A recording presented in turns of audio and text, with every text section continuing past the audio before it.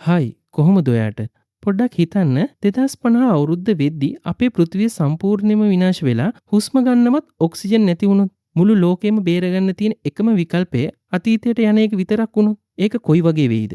හැබැයි අතීතයට යද්දී අවුරුදු 37ක ගෑනු කෙනෙක් එකපාරටම අවුරුදු 12ක පොඩි ළමයෙක් බවට පත් වුණොත් සාදරයෙන් පිළිගන්න ඔයාව සිනමා රිව්ස් අපේ YouTube channel එකට. අද අපි කතා කරන්න යන්නේ අනාගතයෙන් ඇවිත් බේරගන්න හදන අපූර්ව මෙහෙයුමක් ගැන. මේ මූවී එකේ නම තමයි කැප්ටන් නෝවා. ඔන්න කතාව පටන් ගන්නේ 2050 අවුරුද්දේ. දරුණු පාරිසරික විනාශයක් නිසා පෘථිවිය සම්පූර්ණයෙන් විනාශ වෙලා ජීවීන්ට ඉන්න බැරි තත්ත්වයකට පත් වෙලා තියෙන්නේ. නෝවා කියන කාන්තාව 40%ක් වගේ අඩු ඔක්සිජන් ප්‍රමාණයක් තියෙන මේ පාළු ලෝකයේ වතුර හොයමින් ඇවිදිනවා. ඇගේ ඔක්සිජන් ඉවර වෙන්න කිට්ටු වෙද්දිම ආපහු එයාට කඳුරට එන්න කියලා ඇයට පණිවිඩයක් එනවා. ඒ එන අතරමැදදී ඇය දකිනවා ඇටසැකිලි බවට පත් වුණු කුරුල්ලන්ගේ සිරුරු. කඳවුරට ආවහම සයිමන් කියන වයසක මිනිස්සෙක් ඇයව පිළිගන්නවා. ඔහුගේ මූණෙන් භාගයක්ම පිච්චිලා තියෙන්නේ. ඒ වගේම ඔහු ඉන්නේ රෝද පුටුවක. ඔහු නෝවට කියනවා දැන් අතීතයට යන්න කාලය හරි. ඒ වගේම ඔහු ඇයට සුබ පතනවා. ඔන්න ඊළඟට නෝවා ඉක්මනින්ම මේ මෙහෙයුමට ලෑස්ති වෙන්නේ AD කියන පුංචි රොබෝ කෙනෙක් එක්කයි. වැඩ කටයුතු ඔක්කොම ඉවර වුණාට පස්සේ ඇය බාගෙට විනාශ වෙච්ච පෘථිවියෙන් අභ්‍යවකාශ යානයක් අරන් අහසට යනවා. උඩ ඉඳන් බලද්දී නෝවට තේරෙනවා පෘථිවියේ තත්ත්වය ඇයි හිතුවටත් වඩා ගොඩක් නරකයි කියලා. කොහොම හරි ඉක්මනට එයා අතීතයට යන්න පුළුවන් කළු කුහරයකට ඇතුල් වෙනවා. ඒකට ඇතුල් වෙන්න කලින් නෝවට උපදෙස් ලැබෙනවා අතීතයේ කිසිම දෙයක් එකපාර වෙනස් කරන්න යන්න එපා. තමන්ගේ අරමුණ ගැන විතරක් අවධානය දෙන්න කියලා. නමුත් මේ ගමන අතරතුරදී නෝවට තේරෙනවා මේ කළු කුහරය එයා හිතුවා වගේ නෙවෙයි අමුතු විදිහට වැඩ කරන්න කියලා. ඒ නිසා ඇය ගොඩබසින කණ්ඩාංක වෙනස් කරනවා. මේක නිසා එයාගේ යානය අඳුරු කැලෑවකට කඩාගෙන වැටෙනවා. ඔන්න ඒ වෙලාවේ ඒ ලෝකයේ ඉන්න නස් කියන පිරිමි ළමයෙක් බයික් එකක් පදවගෙන මේ කැලේ මැද්දෙන් යද්දී මේ යානය දකිනවා. නස් දකිනවා අර කඩා වැටිච්ච යානය වටේ පිහඹන රොබෝ කෙනෙක්ව. ඒ රොබෝ නස්ගේ ළඟට ඇවිත් අහනවා මේ කීවෙනි අවුරුද්දද කියලා. බය වෙලා ඉන්න නස් කියනවා මේ 2025 කියලා. ඊට පස්සේ මේ රොබෝ ළමයාගෙන් උදව් ඉල්ලලා එයාව නෝවා ළඟට එක්කගෙන යනවා. ඔන්න මේ වෙලාවේ පොලිසිය එනවා දැකපු අර රොබෝ නස්ට කියනවා සිහිය නැති වෙලා ඉන්න නෝවව වෙන කවුරු හරි දකින්න කලින් මෙතනින් අරන් යන්න උදව් කරන්න කියලා. නස් ඒකට කැමති වෙලා නෝවව එයාගේ බයික් එකට දාගන්නවා. එයාලා ඉක්මනින් එතනින් ගියත් පොලිස් නිලධාරීන් කීප දෙනෙක් එයාලව දකිනවා. නිලධාරීන් කිට්ටුවට ඇවිත් බලද්දී ඒගොල්ලන්ට හම්බෙන්නේ අර අභ්‍යවකාශයෙන් ආපු යානය විතරයි. ඔන්න ඊළඟ සීන් එකෙන් අපිට පෙන්නනවා නස් නෝවයි රොබෝයි අරගෙන පාළු ෆැක්ටරි එකට එනවා. එතෙන්දි තමයි අපි දකින්නේ අර සිහිය නැති වෙලා ඉන්න නෝවා කොහොම හරි දැන් පොඩි ළමෙක් බවට පත් වෙලා කියලා. අර රොබෝ නස්ට කියනවා නෝවට බෙහෙත් කරන්න කියලා. ඒත් නස් රොබෝට කියනවා එයාට ඒ ගැන කිසිම දැනුමක් නැහැ කියලා. ඊට පස්සේ රොබෝ නස්ට කියනවා මේ හැමදේම රහසක් විදියට තියාගෙන මෙතනින් යන්න කියලා. නස් ඒ රොබෝ කියන දෙයට කැමති වෙලා එතනින් යනවා. ඔන්න මේ වෙලාවෙම ක්ලෙයර් කියන රහස් පරීක්ෂකවරිය පොලිස් නිලධාරීන්ගෙන් මේ කඩා වැටුණු යානය ගැනයි එතනින් ගියපු අය ගැනයි ප්‍රශ්න කරනවා.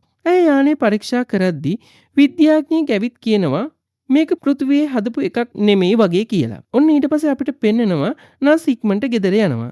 එයාගේ තාත්තා නිදාගෙන ඉන්නව දැකපු නස් ප්‍රථම හදාර බඩු ටිකකුත් අරගෙන ආයි ෆැක්ටරියට යනවා. ඔන්න ඊට පස්සේ ක්ලෙයර් යන්නේ කඩා වැටුණු යානයේ තැනට කිට්ටුවෙන් තියෙන නස්ගේ ගෙදරට. ඇයි නස්ගේ තාත්තගෙන් අර බයික් එක පැදපු කෙනා ගැන අහනවා. මොකද මේගොල්ලෝ යනවා පොලිසිය දැකලා තිබුණ නිසා. තාත්තා ක්ලෙයර්ව නස්ගේ කාමරයට එක්කගෙන යනවා. නමුත් එයා එතන නැති නිසා තාත්තා කියනවා නස් ගොඩක් වෙලාවට ඉන්නේ පාළු ෆැක්ටරියේ. සමහර විට එතන ඇති කියලා. මේ අතරතුර නස් ෆැක්ටරියට යද්දි දකිනවා නෝවට සිහිය ඇවිත් කියලා. නෝවා එකපාරටම නස්ට ආයුධයක් දික් කළත් නස් කියනවා එයා ආවේ උදව් කරන්න කියලා. ඒ වගේම නෝවාගේ නහයෙන් යන ලේ නවත්තන්නත් නස් උදව් කරනවා. Taman නේ මෙහෙම පොඩි ළමෙක් උනේ කියලා නෝවා කල්පනා කරද්දී රොබෝ පැහැදිලි කරනවා ඒගොල්ලෝ කාලතරණය කරපු නිසා එහෙම දෙයක් වෙන්නේ නැති කියලා. ඒ වගේම එයාලා ගොඩ බැහැලා තියෙන්නේ යන්න ඕන තැනට නෙවෙයි ඊට ගොඩක් ඈතින් කියලත් ඒ තැනට යන්න තියෙන්නේ තව පැය 24ක් විතරයි කියලත් අර රොබෝ නෝවට කියනවා. ඔන්න ඒ වෙලාවෙම ක්ලෙයර් ෆැක්ටරියට එනවා.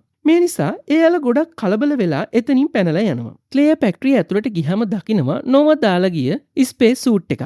ඒත් එක්කම ඇයට එලියෙන් සද්දයක් ඇහෙනවා. ඇය එළියට ගිහින් බලද්දි දකින්නේ ඇගේ කාර් එක හොරකම් කරලා කියලා. ඔන්න ඊළඟ සීන් එකෙන් අපිට පෙන්නනවා නස් නෝවා සහ අර රොබෝවත් දාගෙන හොරකම් කරපු කාර් එක පදවගෙන යනවා. නස් අහනවා ඇත්තටම මේ මොකද වෙන්නේ කියලා. නෝවා කියනවා එයාගේ ප්ලෑන් එක තවමත් කාටවත් කියන්න බෑ. හැබැයි මේක කරන්නේ හොඳ දෙයකට කියලා. නස් ආයමත් අහනවා ඇත්තටම ඔයා කවුද? මොකද්ද මේ කරන්නේ කියලා. නමුත් ඇය විස්තර කියන එක මග ඇරලා කියනවා එයාව යන්න ඕන තැනට එක්කගෙන ගියොත් නස්ට සල්ලි වලින් ලොකු තෑග්ගක් දෙනවා කියලා. මේ කාර් එක ක්ලේයර්ගේ එකක් නිසා නස් ඒකට කැමති වෙනවා. මේ අතර ක්ලේයර් අර බයික් එක මිලිටරි බේස් එකකට අරගෙන යනවා. පහුවදා ඇය අර යානයෙන් හොයාගත්ත තොරතුරු ජෙනරාල්වරයාට කියනවා. පරීක්ෂකයින් හොයාගෙන තියෙනවා යානය ඇතුලේ තිබුණ ඇඟිලි සලකුණු නෝවා කියන ගැහණු ළමයට ගැලපෙනවා කියලා. මුලින්ම එයාලා හිතන්නේ මේව කාලයක් තිස්සෙම එකම කෙනෙක් තියපු සලකුණු කියලා. නමුත් පස්සේ තේරෙනවා මේ ඇඟිලි සලකුණු ඔක්කොම අලුත් ඇඟිලි සලකුණු කියලා. මේ තත්ත්වය නිසා එයාලා ගොඩක් ප්‍රශ්න ගොඩක පැටලෙනවා. මොකද මේ කාලේදී පෘථිවියේ ඉන්න ඒ ගෑනු ළමයාගේ වයස අවුරුදු 12ක් විතරයි. ඔන්න ඊට පස්සේ අපිට පෙන්නනවා ගමන අතරතුරදී නෝවා අහනවා මේ හම්බෙන සල්ලි වලින් ඔයා මොකද කරන්නේ කියලා. මුලින්ම නස් ඒකට උත්තර දෙන්න කැමති වෙන්නේ නැහැ. මොකද නෝවා එයාගේ විස්තර කියන්නේ නැති නිසා. කොහොම හරි පස්සේ නස් කියනවා එයා දකුණු ඇමරිකාවට ගිහින් එයාගේ තාත්තව හොයාගන්න තමයි මේ සල්ලි පාවිච්චි කරන්න කියලා. නෝවා අහනවා ඔයා අම්මවත් එක්කගෙන යනවද කියලා. ඒ වෙලාවේ නස් කියනවා නැහැ කියලා. එයාලා පාරේ යද්දී එකපාරටම කාර් එකේ වේගය අඩු වෙලා එන්ජිමෙන් දුමක් දාන්න ගන්නවා. ඔන්න ඒගොල්ලන්ගේ කාර් එක සම්පූර්ණයෙන්ම නතර වෙන්න ගන්නවා. ඔන්න මේ වෙලාවේදී පාරේ යන කාර් එකක් නවත්තලා ඇලන් කියන මිනිස්සෙක් ඒගොල්ලෝ ඉන්න තැනට එනවා.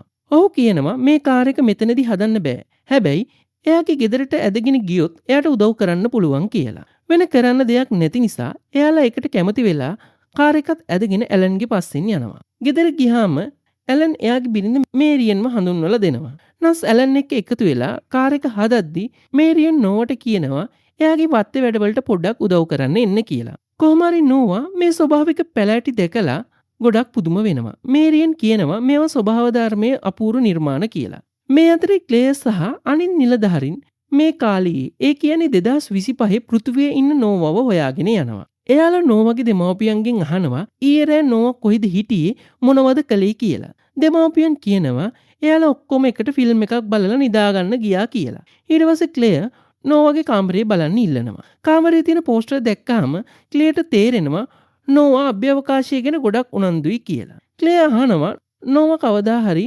ගුවන් යානා පදවන්න පුහුණු වෙලා තියෙනවද කියලා. මේක අහලා දෙමාපියන් නැහැ කියලා කියනවා. ඒත් ක්ලේයර් මේ පවුලම වැඩිදුර ප්‍රශ්න කරන්න අරගෙන යනවා. ඔන්න ඊට පස්සේ අපිට පෙන්නනවා කාර් එක හදලා ඉවර වුණාම නෝවා ඇවිත් කියනවා රෑ කෑම ලෑස්ති කියලා. ඔන්න එයාලා එකටම කෑම කද්දි මේරියන් දකිනවා නෝවාගේ ඇඳුම ටිකක් අමුතුයි කියලා. නස් බොරුවට කියනවා නෝවා පැෂන් වලට කැමතියි කියලා. ඊළඟට මේරියන් නස්ගෙන් අහනවා ඔයාට ඩ්‍රයිවිං ලයිසන්ස් තියෙනවද කියලා. නස් කියනවා ඔව් කියලා. මේගොල්ලෝ කෑම කන අතරේ ටීවී එකේ නිවුස් වලට පෙන්නනවා නස් අතුරුදහන් වුණ ළමෙක් විදියට පෙන්නනවා.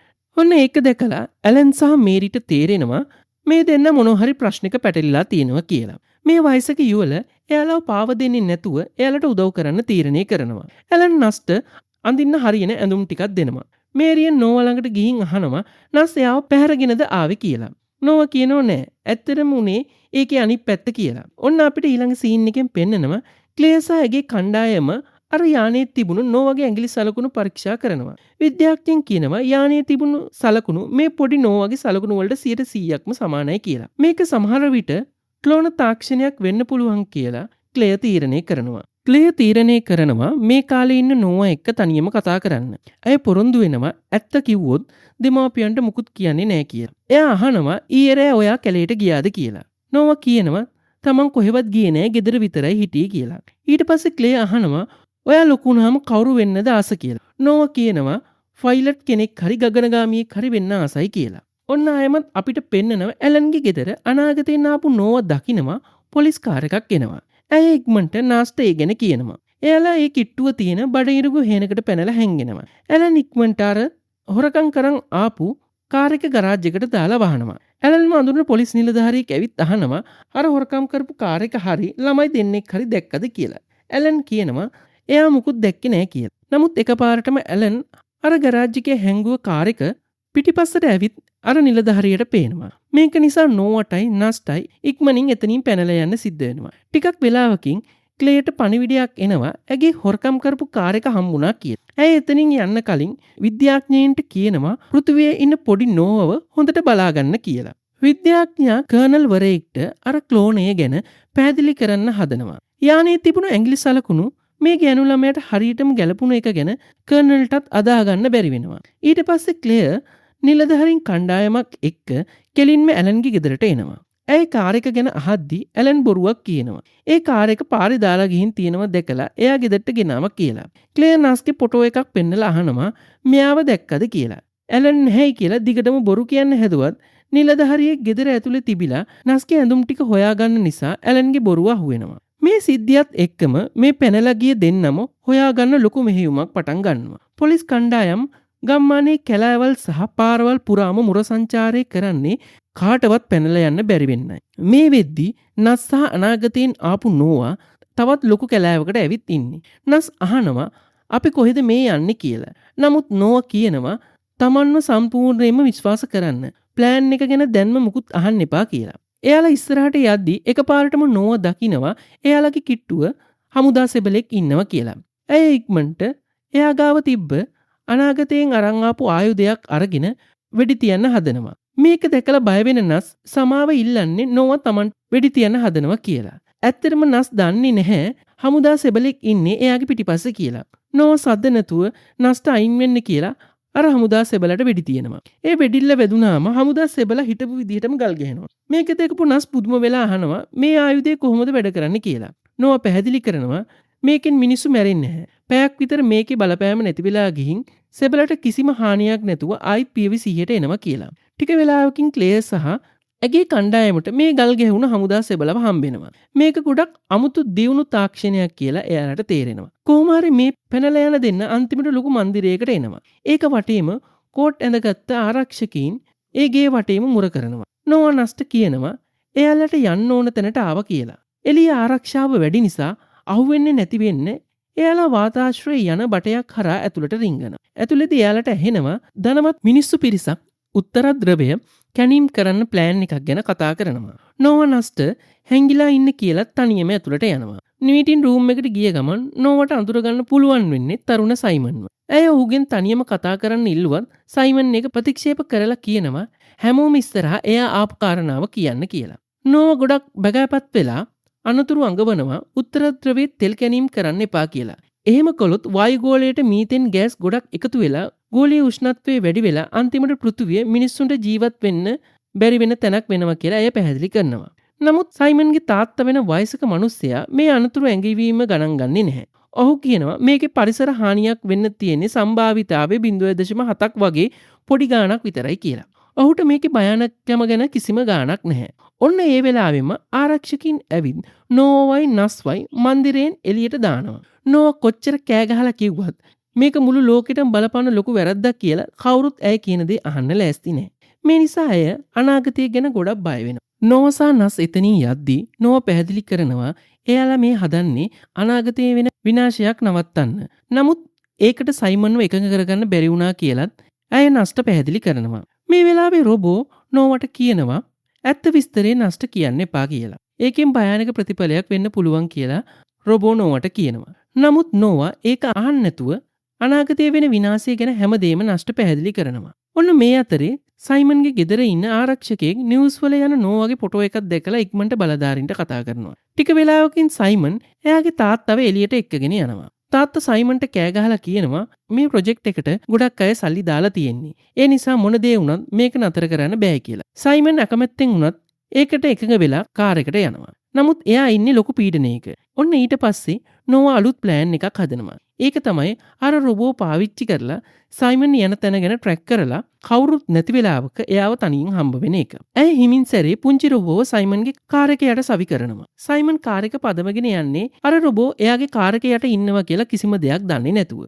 අපිට ඊළඟ සීන් එකෙන් පෙන්නනවා ක්ලෙයාර ගල්ුණු හමුදා සෙබල දිහා බලාගෙන ඉන්නවා. එයාට තේරෙනවා කාලය ගත වෙන්නේ ගොඩක් හිමින් වගේ. විද්‍යාඥයින් ක්ලෙයට කියනවා මේ සෙබලගේ මොලේ ක්‍රියාකාරීත්වය අසාමාන්‍ය විදිහට වැඩි කියලා. මේක ඇහුවාම ක්ලෙය තවත් බය වෙනවා. ඔන්න ටික වෙලාවකින් ක්ලෙයට අර මන්දිරේ ආරක්ෂකයෙක්ගෙන් පණිවිඩයක් එනවා. පැනලා ගිය දෙන්න එහෙට ආවා කියලා. ඇය ඉක්මනින් එහෙට යන්න පිටත් වෙනවා. මේ අතරේ නෝවා සහ නස් මුහුදු වෙරළට එනවා. මේ ලොකු මුහුද දැක්කහම නෝවට ලොකු හැඟීමක් දැනෙනවා. මොකද අනාගතේ විනාශුණු ලෝකයක හිටපු ඇය මේ වගේ දෙයක් දැකලා ගොඩක් කල් වෙනවා. නස් අහනවා ඔයා මුහුද දකින්න පළවෙනි වතාවද කියලා. නෝවා කියනවා නැහැ. හැබැයි මේ වගේ ලස්සන දෙයක් දැකලා ගොඩක් කල් කියලා. නෝවා දුක් වෙනව දැකලා නස් ඇයට කිට්ටු වෙලා එයාව කිස් කරන්න හදනවා. නමුත් නෝවා ආදරෙන් කියනවා නස් එයාට වඩා ගොඩක් බාලයි. තමන්ට ඇත්තටම වයස අවුරුදු 37ක් වගේ. තමන් ආවේ අනාගතයෙන් කියලා. කාලතරණය නිසා ඇයව පොඩි ළමෙක් වගේ පෙනුනත් අනාගතයේදී ලොකු ගම් වතුරක් ඇවිත් ඊට පස්සේ එන දරුණුම නියඟෙන් පෘථිවියේ ඉන්න හැම ජීවියෙක්ම විනාශ වෙනවා කියලා ඇය පැහැදිලි කරනවා. මේ කතාවෙන් පස්සේ නස් එයාගේ අනාගතය ගැන ගොඩක් බය හිතෙනවා. ඔන්න ඊට පස්සේ අපිට පෙන්නනවා අර මන්දිරයට එන ක්ලෙයර් ආරක්ෂක කැමරා දර්ශන බලලා තේරුම් ගන්නවා නෝ වගේම තවත් ගැහණු ළමෙක් ඉන්නවා කියලා. ඒ වගේම එයාලා සයිමන්ගේ කාර් එක පිටිපස්සේ මොකද්ද හයි කරනවත් ඇය දකිනවා. ඇය විද්‍යාඥයින්ට කතා කරලා 2025 ඉන්න පොඩි නෝවා තාමත් එහෙ ඉන්නවද කියලා කන්ෆර්ම් කරගන්නවා. ඇත්තටම නෝවා කියන කෙනාගේ දෙන්නෙක් ඉන්නවා කියලා ඇයට තේරුම් යනවා. මේ වෙලාවේ සයිමන්ගේ ආරක්ෂාව ගැන බය වෙන ක්ලෙයර් ස්පෙෂල් ෆෝස් කණ්ඩායමකට කියනවා වහාම සයිමන් ගියපු පාරේ ගිහින් එයාව හොයාගන්න කියලා.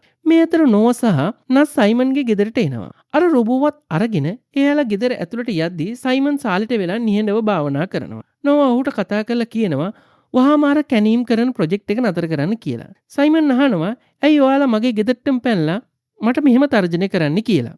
නෝවා කියනවා අනාගතයේ අපි දෙන්නම එකට වැඩ කරනවා කියලා. ඒක ඔප්පු කරන්න ඇය අනාගතයේ ඉන්න වයසක සයිමන් නෙවපු හොලෝග්‍රෑම් මැසේජ් එක අර රොබෝ හරහා එයාට පෙන්නනවා. තරුණ සයිමන් ඒ මැසේජ් එක දිහා බලාගෙන ඉන්නවා. වයසක සයිමන් කියනවා කැනීම් වැඩේ වහාම නවත්තන්න.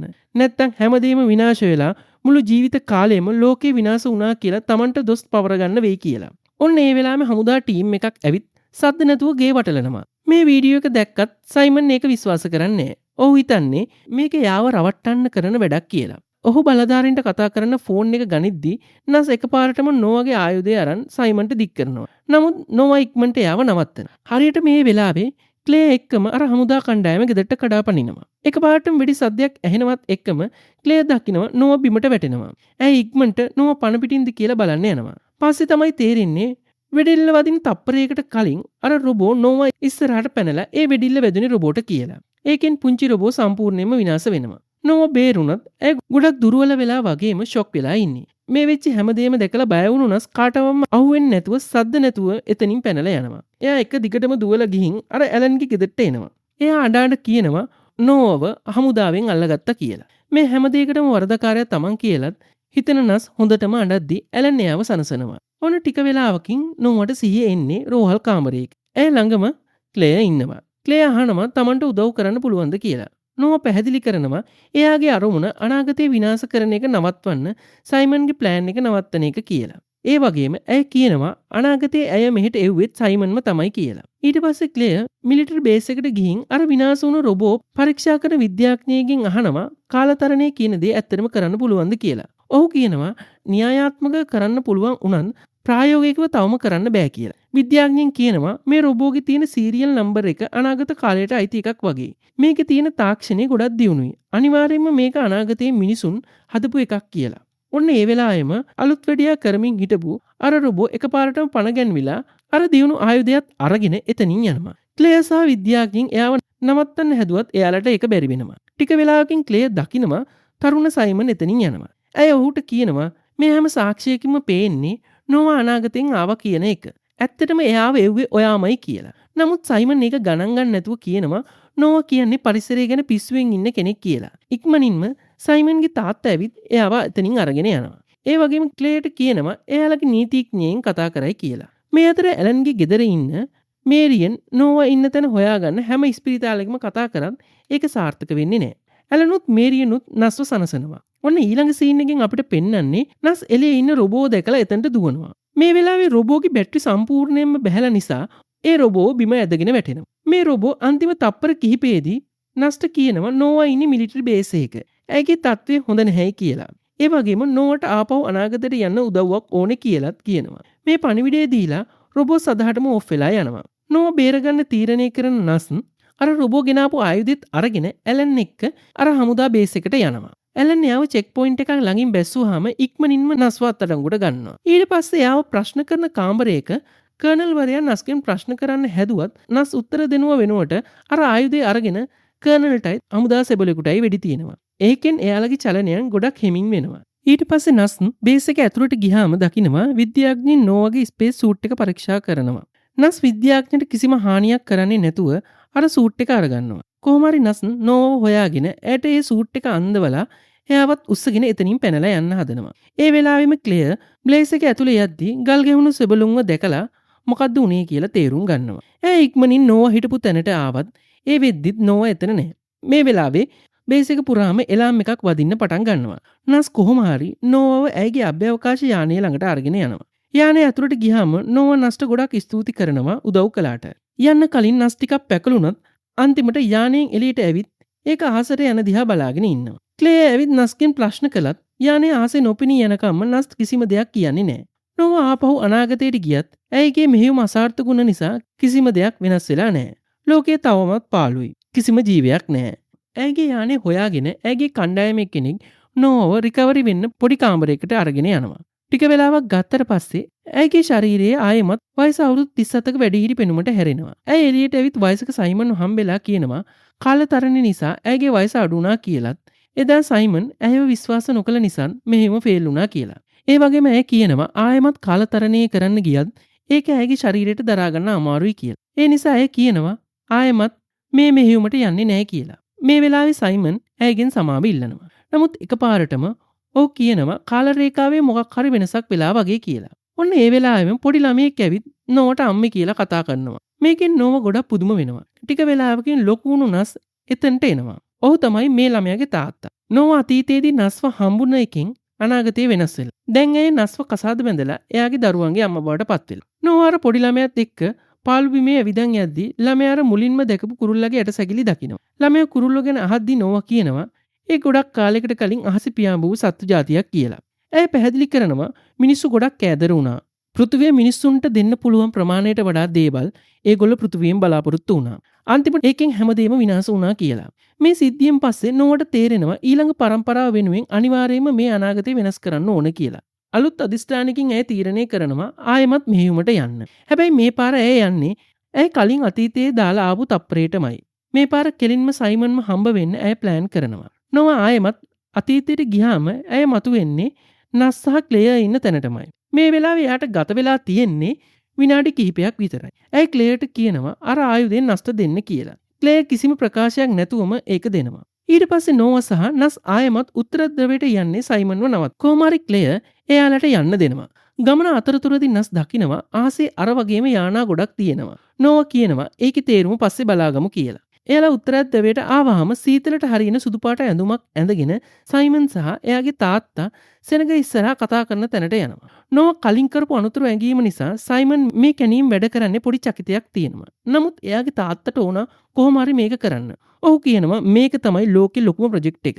මේක ඇත්තක් වෙන්න යද්දී නවත්තන්න බෑ කියලා. උත්සවයේ දිගටම යද්දී නෝවා සහ නස් එයාලගේ ආයුධ වලින් ආරක්ෂකයෙක්ව ගල් ගහින්න වෙඩි තියෙනවා. මේකෙන් එතන ඉන්න මිනිස්සු කලබල වෙනවා. ආයෙමත් වතාවක් අනතුරු ඇඟෙව්වත් සයිමන්ගේ තාත්තා කැනීම් මැෂින් එක ඔන් කරන්න හදනවා. නෝවා ඉක්මනට තාත්තටයි කන්ට්‍රෝල් පැනල් එකටයි වෙඩි තියලා මැෂින් එක වැඩ කරන එක සම්පූර්ණයෙන්ම නවත්තනවා. මේක දැකලා සයිමන් සංවේදී වෙලා එයා කලින්ම නෝවා විශ්වාස නොකළ එක ගැන සමාව ඉල්ලනවා. සයිමන්ගේ තීරණය වෙනස් වුණ නිසා නස් කියනවා සයිමන්ට වෙඩි තියන්න එපා කියලා. නෝවා ඒකට කැමති වෙලා එයාලා එතනින් යනවා. පස්සේ තමයි දැනගන්න ලැබෙන්නේ අහසේ තිබුණු අනිත් යානා ලෝකෙ වටේම පාරිසරික විනාශයන් වෙන තැන්වලට අනාගතෙන් එවපු ඒවා කියලා. නිවුස් වලින් කියනවා මේ යානා දැකලා බය වුණු ලෝකේ නායකින් හදිසි රැස්වීමක් ඇඳවලා තියෙනවා කියලා. ඊට පස්සේ නෝවන් නස්වත් ආයෙමත් ඇලන්ගේ ගෙදරට ගෙනත් දානවා. යන්න කලින් එයාලා සමුගන්නවා. නස් අහනවා ආයෙත් අපි හම්බ වෙයිද කියලා. නෝ හරියටම උත්තරයක් දෙන්නේ නැහැ. ඒ වෙලාවේ ඇලන් එතනට ඇවිත් අර විනාශ වෙච්ච රොබෝව හදලා නස්ට තෑගි දෙනවා. නෝවා යානෙන් ආපහු අනාගතයට යන්න යනවා. නස් දැන් ඇලන් සහ මේරිත් එක්ක සතුටින් ඉන්නවා. ටික වෙලාවකින් ක්ලෙයර් එතනට ඇවිත් නස්ගෙන් අහනවා ලෝකේ වටේම තියෙන යානා අනාගතෙත් එක්ක සම්බන්ධද කියලා. නස් කියනවා ඕ කියලා. ඒ වගේම එයාලට ඕන වුණොත් එයාලා ආපහු ඒ කියලාත් කියනවා. නෝවා එයාගේ කාලයට ගියා කියලාත් ඔහු කියනවා. ක්ලෙයර් සතුටු වෙලා නස්ගේ බයික් එක ආපහු එයාට දෙනවා. ඔන්න අන්තිම සීන් එකෙන් අපිට පෙන්නනවා නස් බයික් එක පදවගෙන යද්දී පාරේ යන කාර් එක මේ කාලේ ඒ කියන්නේ 2025 ඉන්න පොඩි නෝවව දකිනවා. දවසක එයාලා ආයෙමත් එකතු වෙනවා කියලා දන්න නස් ඇය ඉන්න කාර් එක පස්සෙන් යනවත් එක්කම මේ සුපිරි කතාව මෙතනින් අවසන් වෙනවා. ඉතින් මේ වගේ තවත් ලස්සන ෆිල්ම්ස් බලන්න ඔයත් ආස නම් අපිට ලයික් එකක් දාලා කමෙන්ට් කරලා සබ්ස්ක්‍රයිබ් කරන්නත් අමතක කරන්න එපා. ගිහින් එන්නම්. ඔයාලට සුබ දවසක්.